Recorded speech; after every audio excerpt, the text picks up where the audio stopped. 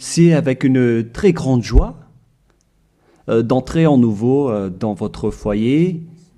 Vous qui nous écoutez, qui nous suivez de temps en temps, cet enseignement qui vous apporte la vie éternelle et le salut, qui vous guide et vous donne de la joie et du bonheur pour tous ceux qui écoutent, car on parle de l'ôtement du péché et que tous ceux qui sont avec Yahushua ne pêchent plus. C'est le bonheur exceptionnel et c'est la grande paix pour vous d'être à ses côtés. C'est pourquoi on va vous partager cette bonté et aujourd'hui on va parler du sujet de Noël qui est dangereux pour vous. Alors, réfléchissez.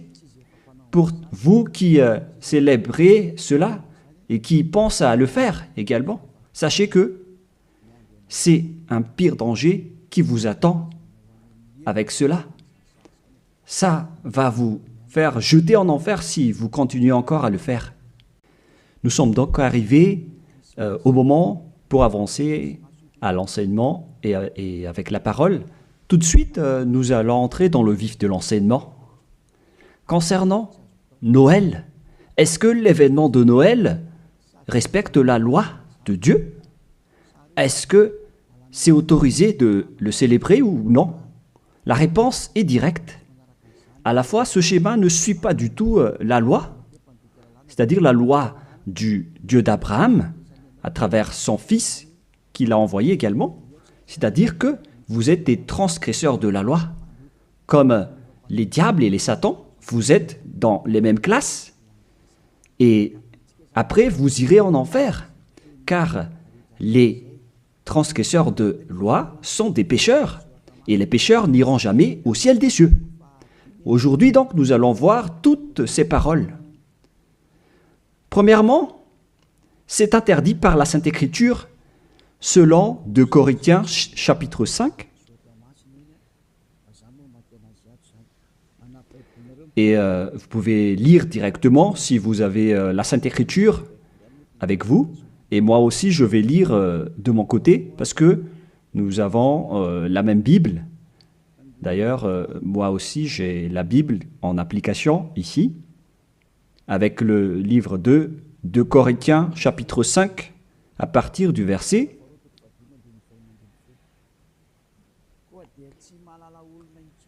au verset 16. 2 Corinthiens, chapitre 5, verset 16. Aussi, désormais, nous ne connaissons plus personne selon la chair. Et si nous avons connu Yahushua selon la chair, à présent, nous ne le connaissons plus de cette manière. On ne doit plus alors le connaître ainsi. C'est interdit de le connaître selon sa chair. Je parle bien de sa chair, car lorsqu'il est né, il est né en tant que chair. Un enfant est né pour nous. Vous connaissez bien ce schéma. On parle d'un enfant et non pas d'un esprit. On n'a pas dit que c'est un esprit qui est né pour nous. Ce qui a été dit, c'est que c'est un enfant qui est né pour nous. Et la Sainte Écriture dit qu'il a vraiment pris la forme de la chair, que nous allons d'ailleurs lire dans le livre de l'Hébreu, et nous allons encore y revenir après. Mais nous allons lire d'abord Hébreu 2, 11.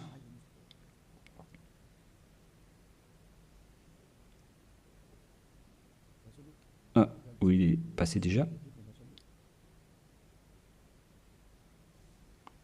Attendez un peu.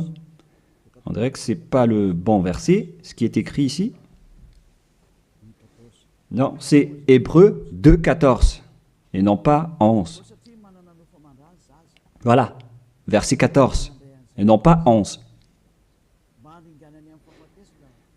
Puis, donc, les enfants ont eu un partage le sang et la chair, lui aussi y a participé également afin de briser par sa mort la puissance de celui qui a l'empire de la mort, c'est-à-dire le diable.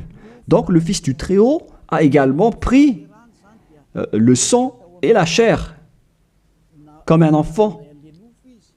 Sa naissance est donc une naissance de chair. Il est né dans la chair. Il a pris la forme de la chair.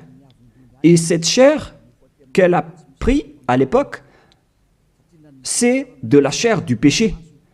Car normalement, un être du ciel des cieux ne descend pas tout simplement ici sans raison.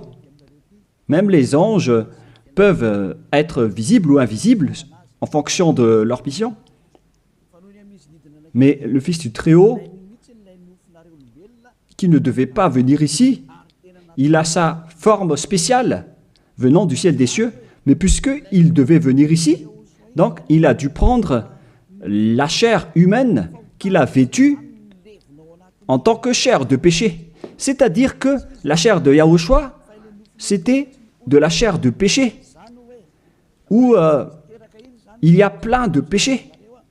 Il n'est pas un péché, mais c'est la chair qu'il a vêtue qui est la chair de péché. Donc si on regarde la chair qu'il a vêtue, on voit vraiment que c'est de la chair du péché. Et nous allons d'ailleurs voir la parole de Dieu à ce sujet. Nous allons encore lire ce verset avant de revenir à la première. Donc, Romains, chapitre 8, au verset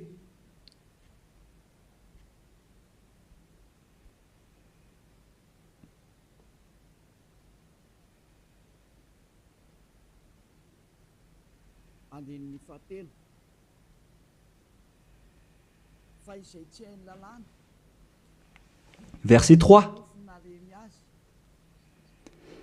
Car ce qui était impossible à la loi, parce qu'elle était sans force à cause de la chair, Dieu l'a fait en envoyant pour le péché son propre Fils, dans une chair semblable à celle du péché.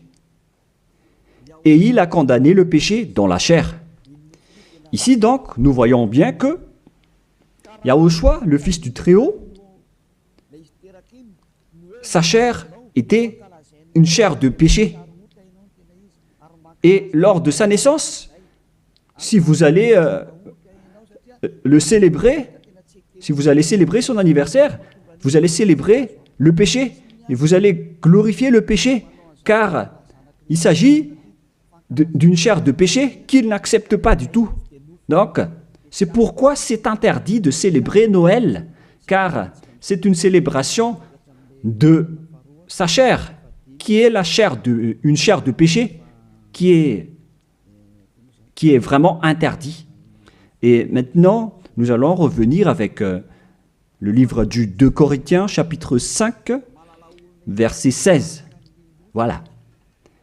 Ainsi, aussi, désormais, nous ne connaissons plus personne selon la chair. Et si nous avons connu Yahushua selon la chair, à présent, nous ne le connaissons plus de cette manière. C'est devenu interdit de le connaître ainsi. C'est-à-dire que Noël est supprimé.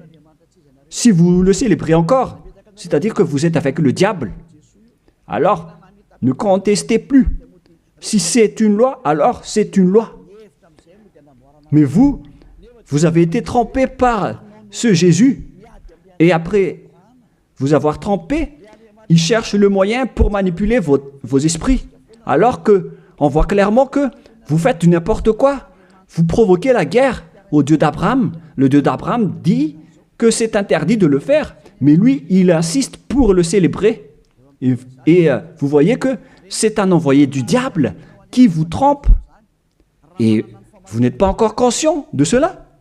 Quand je dis cela, certains sont en colère. Ces personnes qui vous font célébrer Noël vous jettent en enfer. Ils ne sont pas comme des hommes qui sont fermes, qui ont la fermeté comme moi. Moi, je suis ferme devant la vérité, par exemple. Et moi, j'ai dit, contrez cette vérité si vous osez, mais personne n'a osé le faire. Ils aiment juste critiquer, mais ils sont dans le tort complètement. Et le salut vient des Juifs Donc, si c'est un Dieu juif, alors il doit porter un nom juif. Et Yahushua a vraiment un nom juif selon Jean 82, qui dit que le salut vient des Juifs. Nous allons lire ce passage, entre parenthèses, avec Jean 4, verset 22. Vous adorez ce que vous ne connaissez pas? Nous adorons ce que nous connaissons, car le salut vient des Juifs. Donc, ce Sauveur est juif. Et en tant que juif, on doit lui donner un nom juif. Et nous voyons ceci dans le livre des apôtres, car il a prononcé son nom, un nom hébreu, en discutant avec l'apôtre Paul. Mais après, les gens ont changé son nom en nom grec, avec Jésus, que nous allons voir après que c'est un nom grec. Donc, tout d'abord, Acte chapitre 26, versets 14 et 15. Nous tombâmes tous par terre, et j'entendis une voix qui me disait, en langue hébreu ou hébraïque, on parle ici de langue hébreu. Saul, Saul, pourquoi me persécutes-tu? Il discutait donc en hébreu.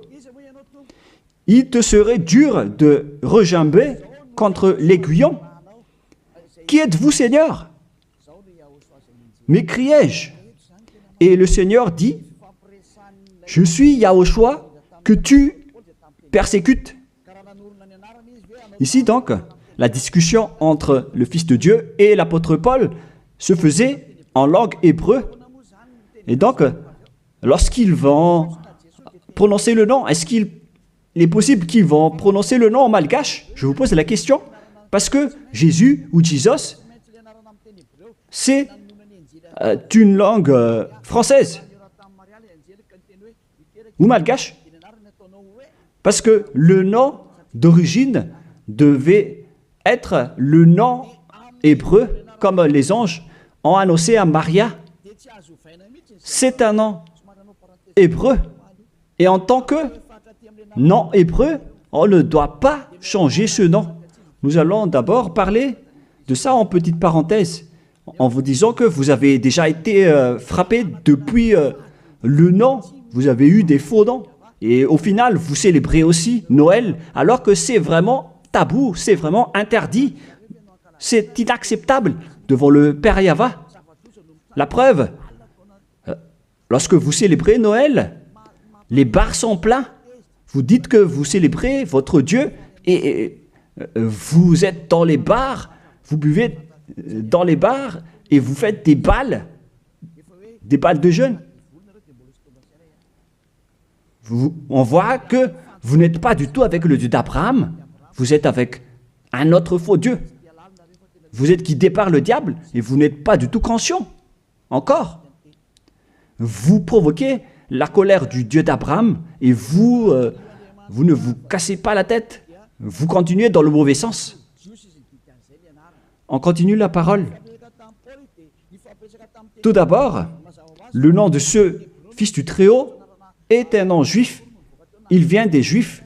Lorsqu'il a discuté avec Paul, ils ont discuté en langue hébreu. Donc, c'est clair que c'était un nom hébreu qu'ils ont prononcé et non pas un nom français, anglais ou autre nom.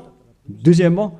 Et troisièmement, on ne doit pas changer ce nom selon Actes des Apôtres 4.12. Il ne faut pas changer ce nom. Et vous étiez déjà frappés depuis cette époque. Mais ceux qui font la grosse tête et qui ne se soucient pas, alors tant pis pour eux. Acte 4.12. Et le salut n'est en aucun autre, car il n'y a pas sous le ciel un autre nom qui est donné aux hommes par lequel nous devions être sauvés. C'est à travers ce nom, donc, ce seul nom, qu'on obtient le salut.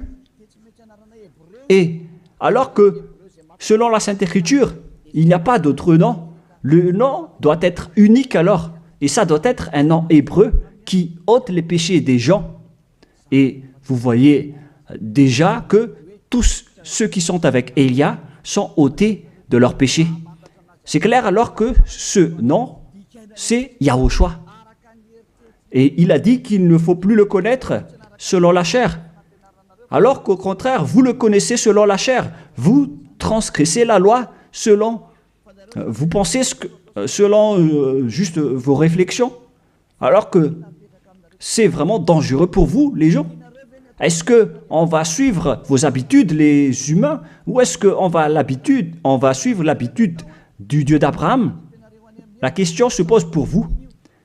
La réponse, vous avez fait ce que vous aimez, et lui aussi, donc, il va aimer vous jeter en enfer. Alors, vous pouvez continuer à faire ce que vous voulez, mais après votre mort, vous irez en enfer.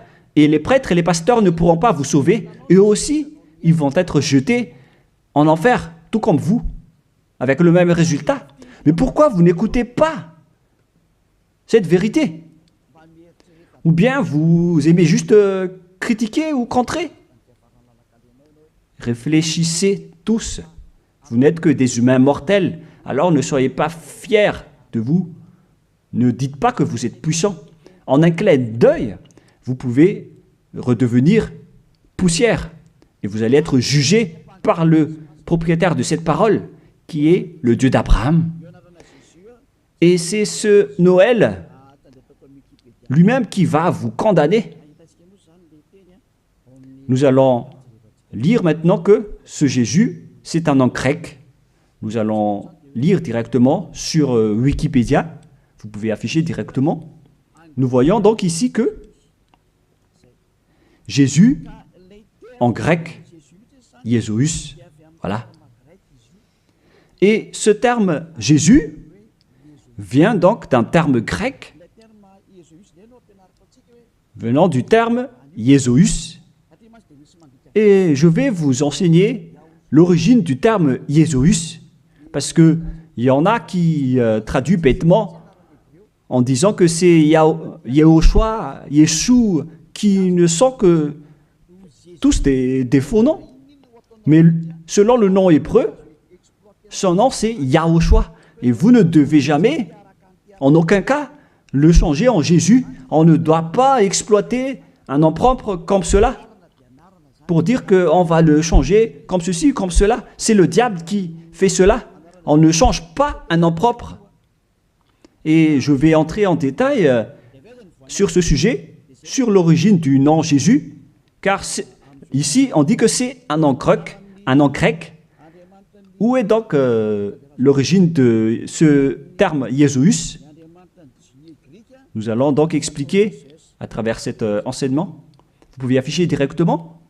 Donc, le nom du Dieu grec, c'est Zeus. Zeus. Et lorsqu'il invoque le nom de Zeus, il l'appelle Sus. Ce Zeus, donc, se lit Sus, en vérité. Et ce Sus, lorsqu'on lui donne du respect à leur Dieu, il rajoute un Yé devant, comme avec les Allemands qui rajoutent un L, comme L Hitler. Le L, c'est un signe de respect.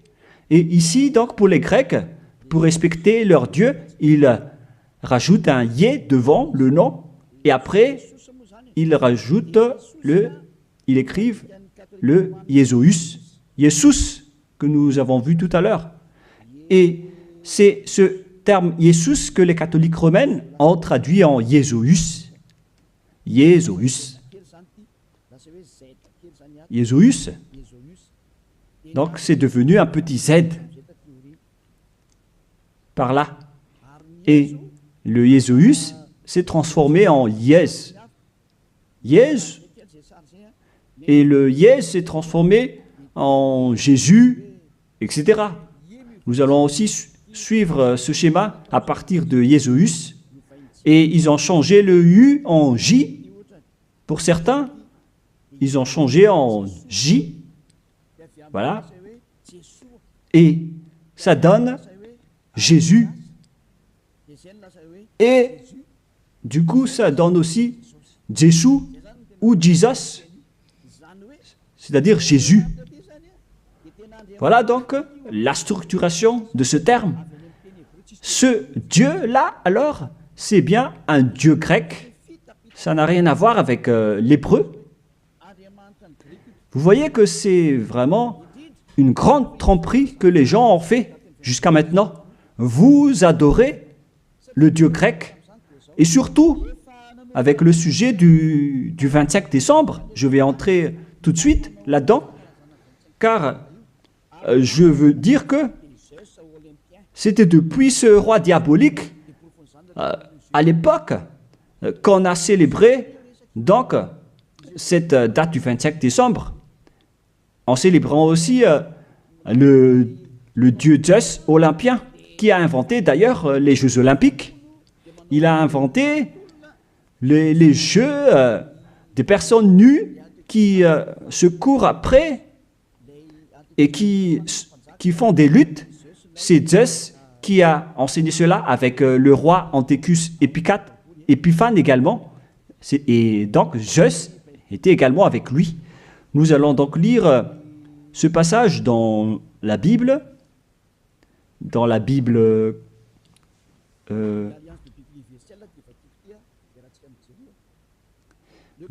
l'Alliance biblique universelle que je vais lire.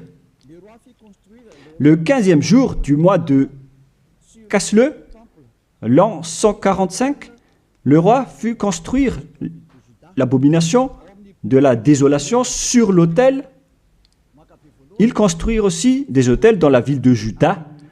On voit aussi donc ce verset dans le livre de 1 Maccabée, chapitre 1, verset 54 pour une autre version, et verset 57 pour une autre version.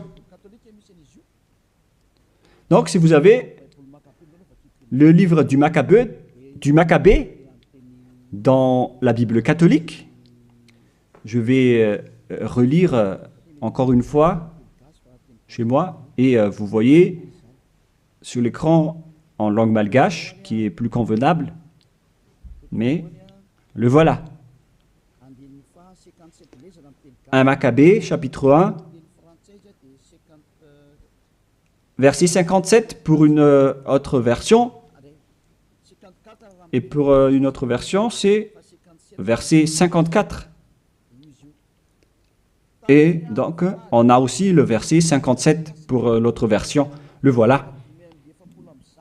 Le 15e jour du mois de Casleu, l'an 145, ils construisirent l'abomination et de la désolation sur l'autel des holocaustes. Ils construisirent aussi des autels dans les villes de Juda, alentour. Quel est alors le rapport de cette histoire avec ce que je dis ici? C'est que il y avait un roi qui a provoqué la guerre au Dieu d'Abraham, qui a profané son temple, qui a fait des abominations dans le temple. Et cet homme, il est entré dans le temple de Jérusalem à la date du 15 du mois de Casleu, et il a construit des autels, des holocaustes dans ce temple. Et avec ces autels, il va pratiquer des sacrifices d'holocauste. Et après, à la date du 25 décembre, il est encore entré là-dedans, dans le temple, en faisant des holocaustes. Ce que je veux dire, c'est que c'est ce Antiochus IV Épiphane qui est le propriétaire de cette fête. La preuve, le dimanche de l'Épiphanie que vous célébrez tous ensemble, que ce soit les protestants ou les catholiques, vous célébrez tous le dimanche de l'Épiphanie. Cet événement vient du nom du roi Antiochus IV Épiphane. Dans le 1 Maccabée, chapitre 1, verset 11, « De ces rois sortit une racine d'iniquité ». On parle ici d'un roi grec, Antiochus Épiphane, fils du roi Antiochus qui avait été à Rome comme otage. Donc, selon ce schéma, ce Antiochus IV, Épiphane, c'est un roi grec. Et ce roi est entré dans le temple. Et lors du 14e jour déjà, où on va préciser, pour ne pas faire une erreur, nous allons bien préciser, car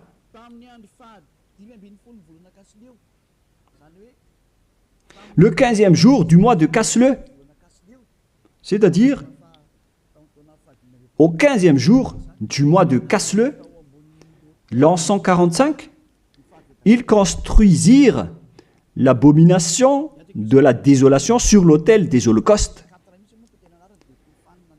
C'est Antiochus IV Épiphane donc, qui a fait cela. Antiochus IV veut dire qu'il est au 4e rang, des rois plutôt.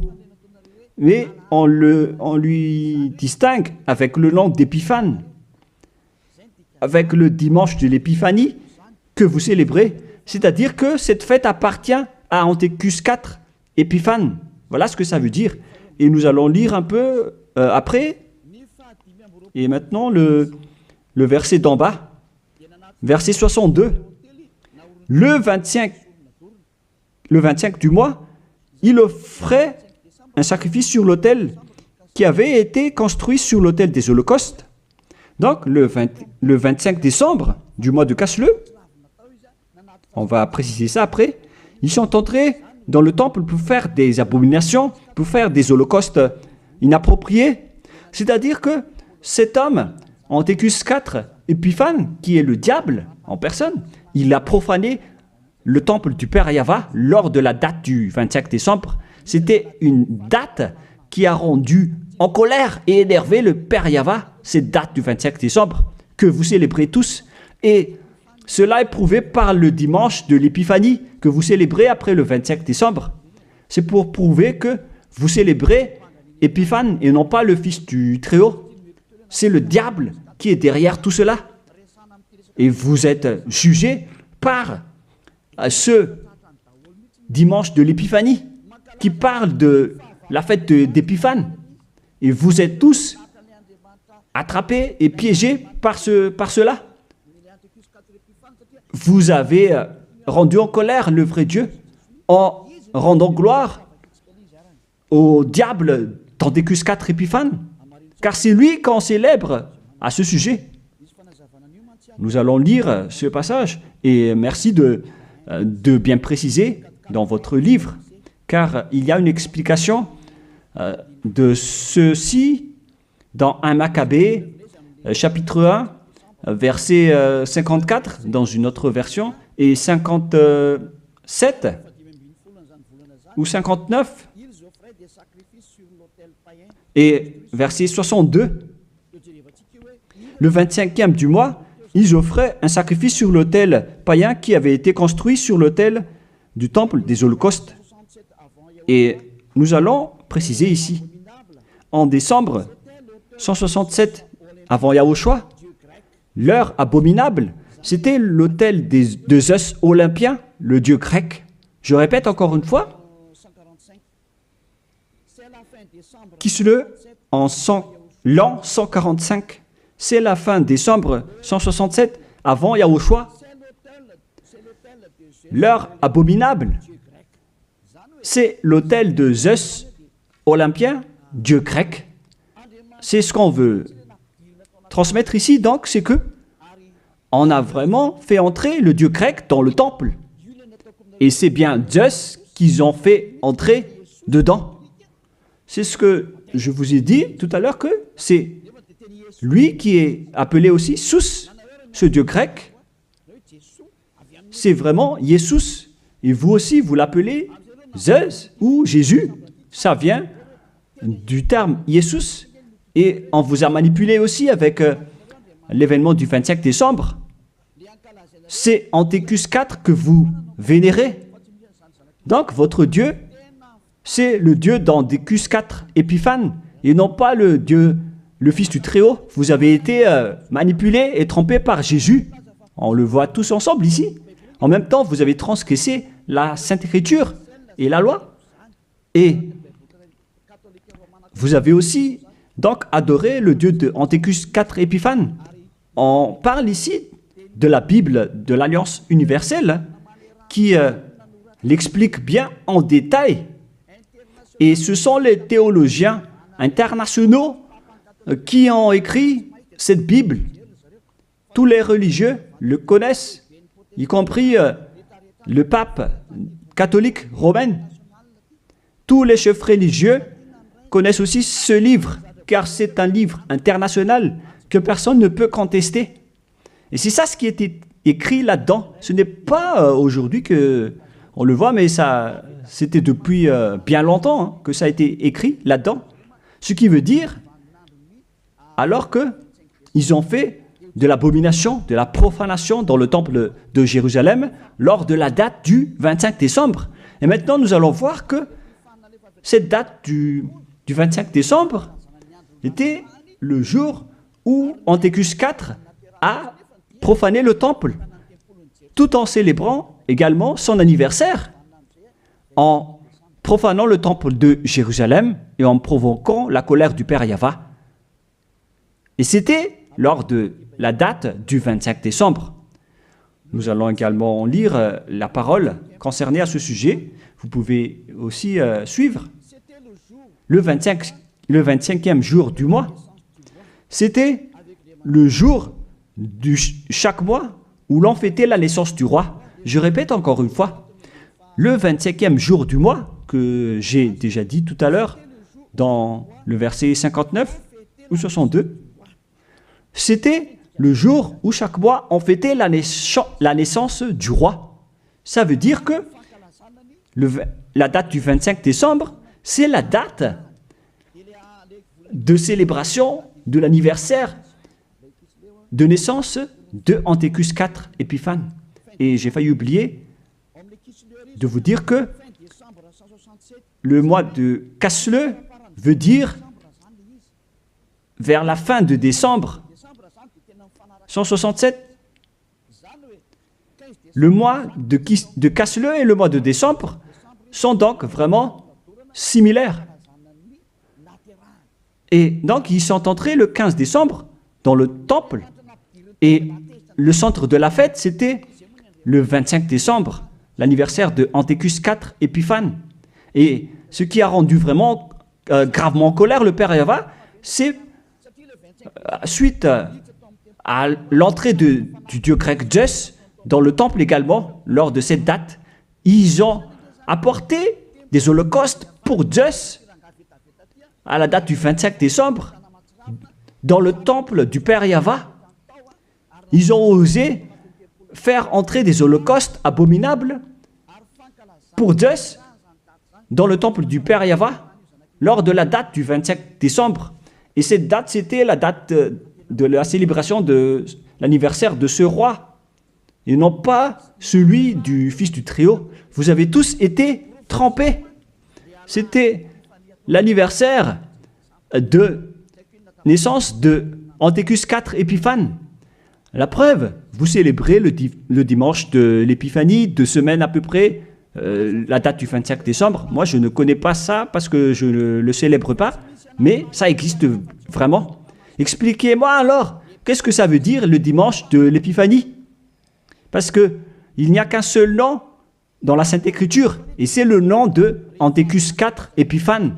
C'est clair alors que si vous célébrez le dimanche de l'Épiphanie, c'est que vous avez célébré l'anniversaire d'Antiochus IV Épiphane, qui a Zeus comme Dieu, que vous avez changé en Jésus après. Donc, vous avez célébré l'anniversaire de Antiochus IV Épiphane d'abord, et non pas celui du Fils du Très-Haut. Et à la fin, vous clôturez la fête avec le dimanche de l'Épiphanie. Vous célébrez tous cette date. Et maintenant, vous n'allez pas être encore conscient. Et vous allez encore duper les gens, vous les religieux. Vous avez vu la grosse erreur de ces religieux.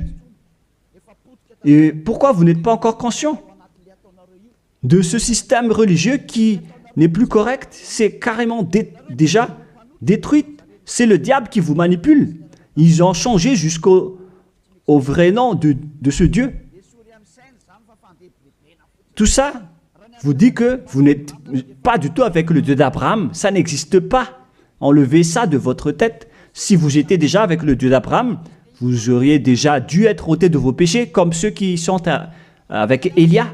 Mais c'est pourquoi les gens détestent Élia, car Élia attire les gens pour être ôtés de leurs péchés. Et les autres sont en colère, car leur liberté sont empêchées.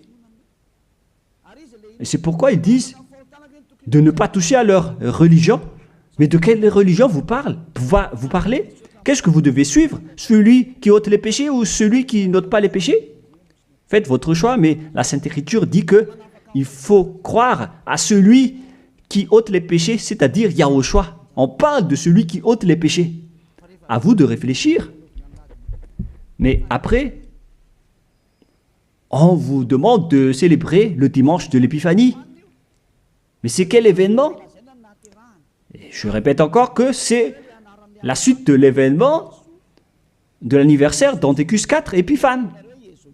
Car lors de cette date, vous avez aussi glorifié le dieu grec Zeus, Jesus, après, ou Jesus, selon les Anglais, Jésus pour les Français. Vous avez donc tous célébré le dieu grec en célébrant aussi l'anniversaire de Antiochus IV Épiphane et non pas celui de Yahushua. Le Fils du Très-Haut n'avait pas cette date de naissance. C'est pourquoi ce Jésus est vraiment un grand imposteur. C'est vraiment une grande tromperie qu'il a fait. Et vous n'allez pas encore être conscient que ce Jesus ou Jésus ne vous ôte pas les péchés. Et sachez que les pécheurs n'iront jamais au ciel des cieux. Car si c'était possible, alors le diable aussi aurait eu l'occasion et l'opportunité d'aller au ciel des cieux, alors que les diables sont les chefs des pécheurs et ils n'iront jamais là-bas. Alors soyez conscients. Vous avez été trompés. Le Dieu que vous adorez, c'est le Dieu d'Antiochus IV Épiphane, le Dieu Zeus. Et en l'an 2000, je ne me souviens pas précisément, la flamme olympique est arrivée à Madagascar. Cette flamme a d'ailleurs déjà fait le tour du monde et vous avez fait une grande culte religieuse sur le terrain de Mahamasne à l'époque pour glorifier et honorer cette flamme, alors que c'est la flamme de Zeus qu'on a pris en Grèce. Vous ne pouvez pas nier cette parole, ça a existé, hein. C'est la réalité. Vous avez pris cette flamme en Grèce sur le mont Olympe qui a le feu qui ne s'éteint pas jusqu'à aujourd'hui. Il parle de la présence de Zeus. On a pris cette flamme là-bas et on l'a amenée à Madagascar. Et toutes les églises, les protestants, les catholiques, ainsi que les petites églises, se sont réunis pour faire une culte de prière ensemble à ce moment-là. Mais moi, j'ai dit que vous faites n'importe quoi. C'est une erreur que vous faites. Et tout le monde a reculé après. Et ils ne l'ont plus osé le faire. Peut-être qu'ils l'ont refait, mais ils l'ont fait discrètement. Parce qu'ils connaissent déjà que l'ambassadeur de Yahushua va encore se lever pour blâmer et pour critiquer. Mais cela prouve que cette flamme vient du mont Olympe, le montagne de feu. Et ils ont pris donc cette flamme là-bas, car Antiochus IV Épiphane, il a créé les Jeux Olympiques avec les jeux de lutte, avec des personnes nues. C'est Antiochus IV Épiphane qui les a créés et qui les a enseignés. Il est le leader de ce genre de jeu. C'est pourquoi la majorité des sports se pratiquent nus, car c'est lui qui a inventé cela. C'est pourquoi on parle de Jeux olympiques. Ça vient du mont Olympe en Grèce, et c'est Zeus qui est dedans, que les Grecs ont appelé Jésus, Jésus pour les catholiques, et Jésus, au final, celui que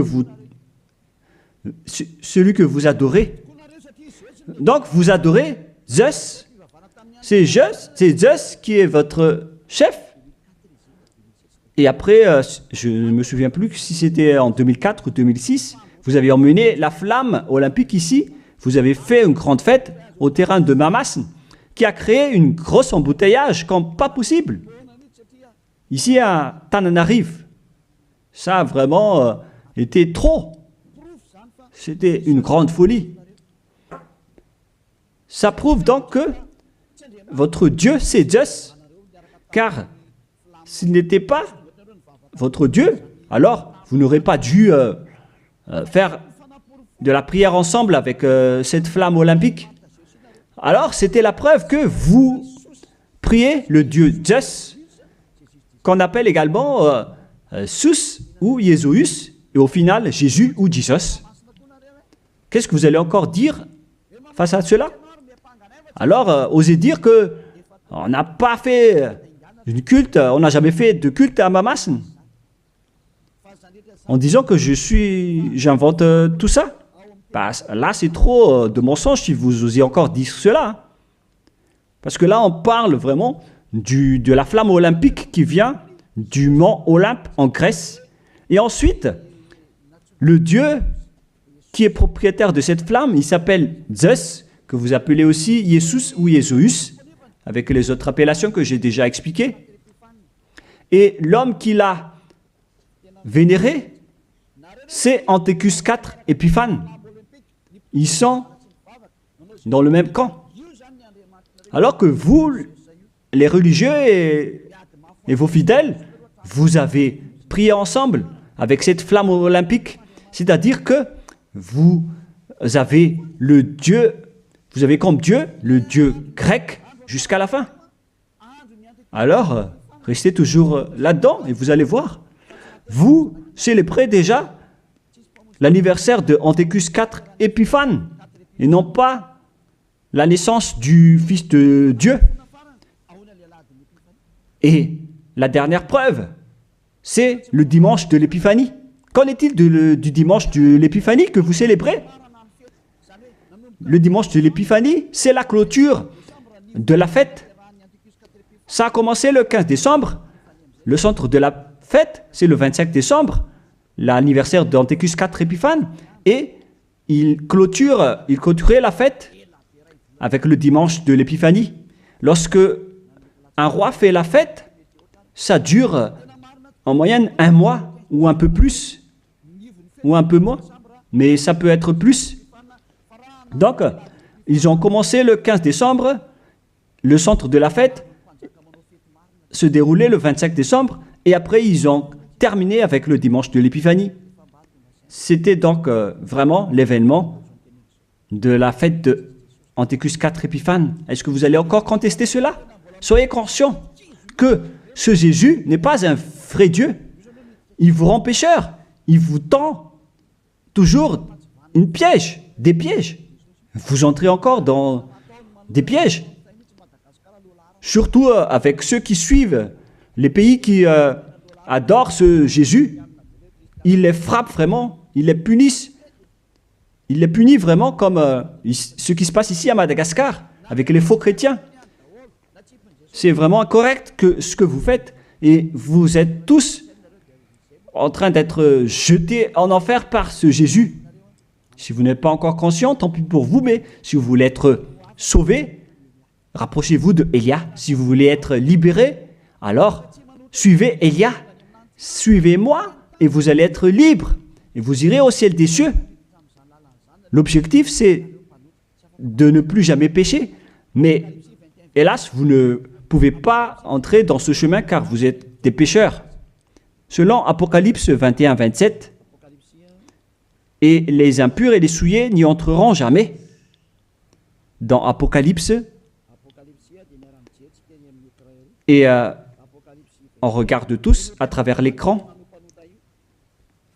Pour vous qui pleurez à rester pécheur, voilà la réponse pour vous dans Apocalypse 21-27. Ça ne marche pas? Bon, il faut réparer rapidement alors.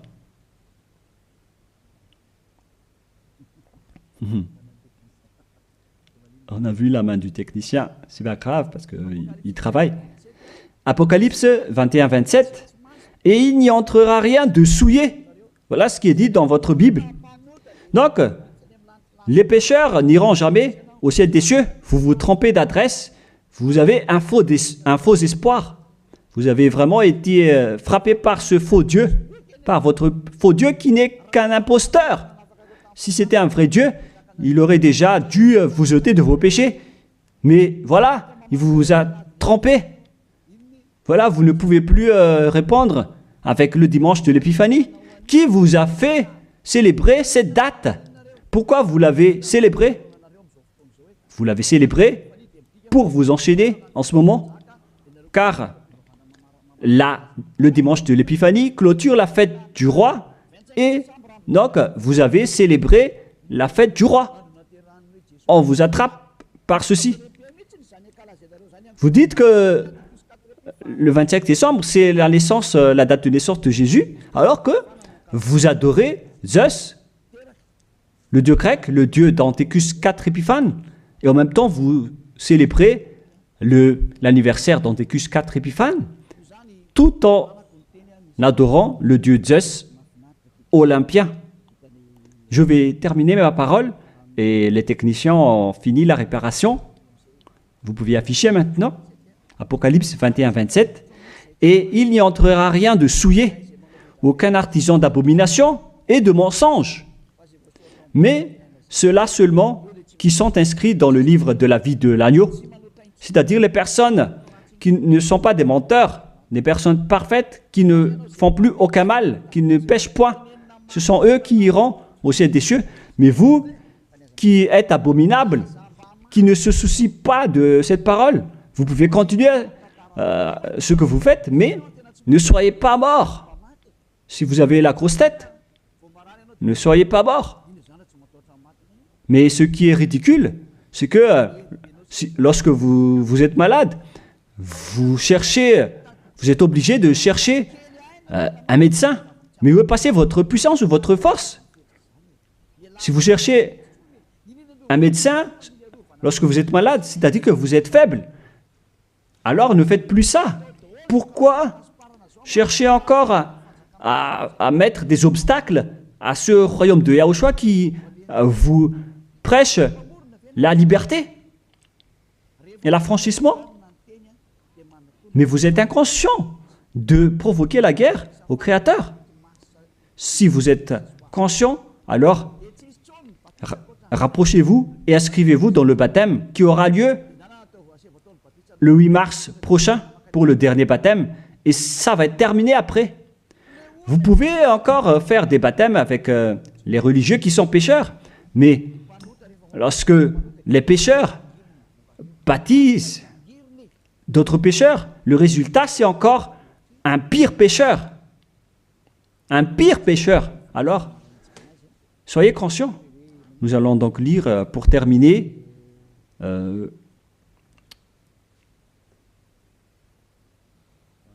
voilà.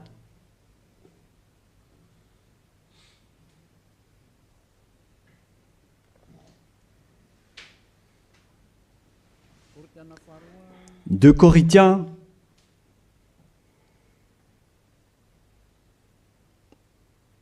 chapitre 5, verset 16. Vous pouvez afficher directement. Voilà.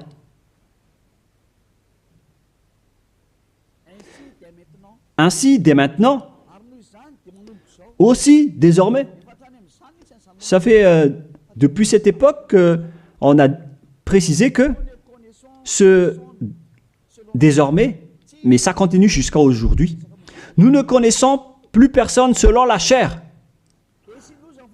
Et si nous avons connu Yahushua selon la chair, Parce qu'il était né en tant que personne charnelle.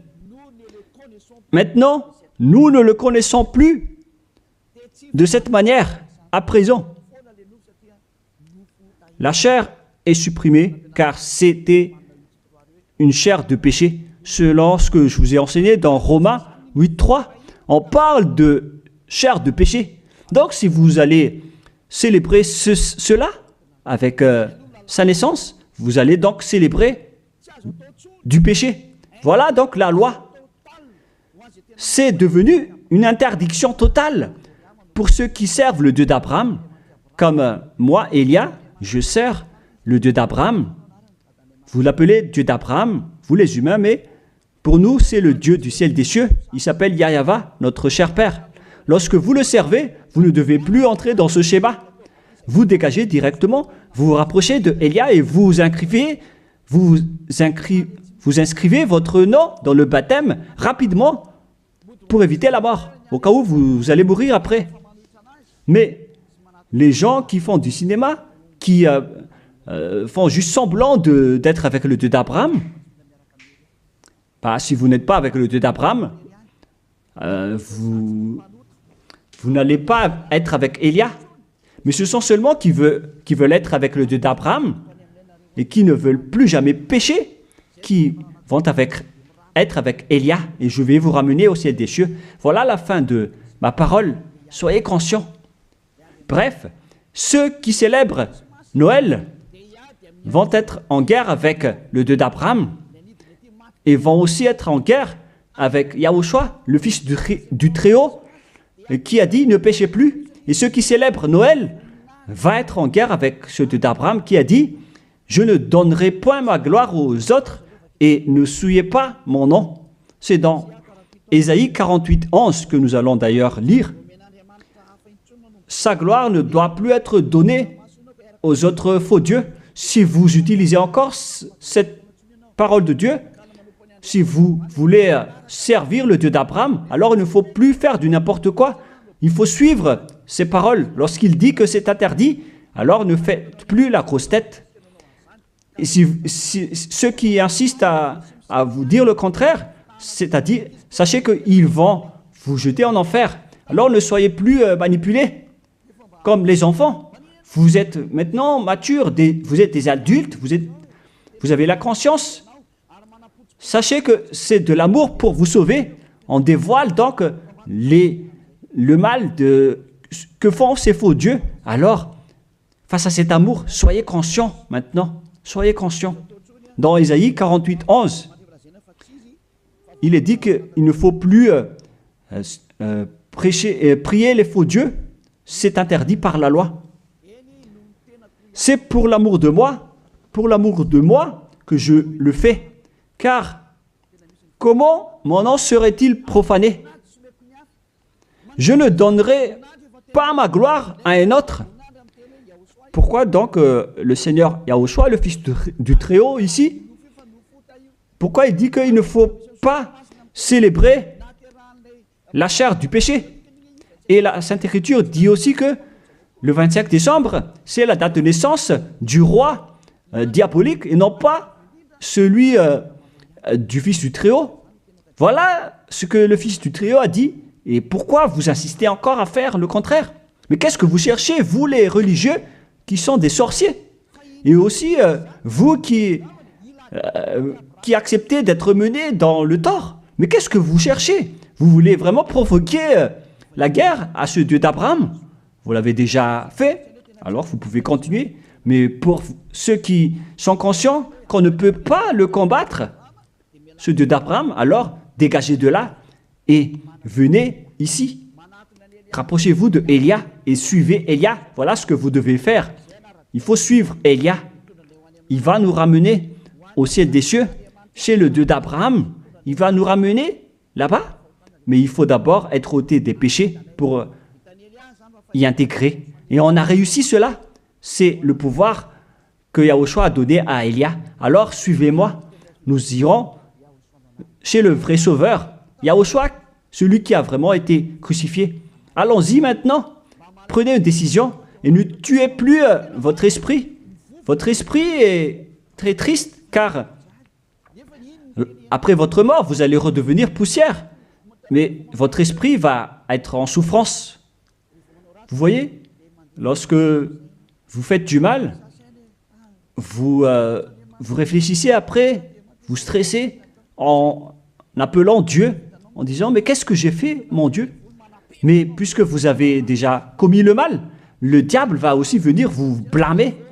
Et après, vous vous déprimez, vous êtes au bord du suicide et vous faites encore plus de mal. Voilà ce que font ces diables. Ils vous encouragent à faire du mal. N'acceptez plus cela. Retournez-vous vers Yahushua. Ma parole se termine. Rapprochez-vous de Yahushua. N'entrez plus dans ce mauvais sens et dans cette folie. Tant pis pour ceux qui veulent combattre le Dieu d'Abraham. Laissez-les écouter les propos des diables. Mais vous qui êtes conscients que ces faux dieux vous rendent pécheurs, ainsi que les religieux qui vous disent vous pouvez commettre des péchés, il faut juste demander pardon après. Tout ça transgresse toutes les lois du vrai Dieu. Si vous ont déjà tué, alors dégagez de là et suivez Élia. Je peux vous prendre avec la main pleine de joie si vous cherchez vraiment le vrai Dieu, il est vraiment merveilleux. Ma parole se termine, que Yahushua vous bénisse et à la prochaine, prions ensemble. Merci infiniment, Père Yahva. C'est vraiment de l'amour, cette parole venant de toi. Tu fais connaître aux gens la vérité. Tu as dévoilé clairement la grande tromperie pour ce monde, car le monde aussi te provoque énormément. Alors, c'est juste que tu envoies les châtiments. Avance la récolte, Père, et avance ta parole et ton châtiment sur cette terre, car le moment est venu. On a déjà annoncé les avertissements, mais personne ne se soucie. Ta décision est méritée. Père Yahva, il mérite d'être châtié. Il ne s'agit pas d'une récolte pour le ciel des cieux, mais un châtiment d'après ce qu'ils ont fait. C'est le jour de la vengeance, Père. Mais tous ceux qui veulent fuir ce danger, Père, qu'ils sortent de là et qu'ils se rapprochent de Élia, car je vais les ramener auprès de toi, Père Yahva et Yahushua. Faites en sorte qu'ils me trouvent, même s'ils sont à l'extrémité de la terre. Faites en sorte qu'ils se tournent vers Élia. Je suis déjà là. Tu m'as déjà envoyé pour les envoyer vers toi, pour les regrouper, pour les ramener vers toi. Gloire à toi, Père Yahva. Gloire à toi, Yahushua.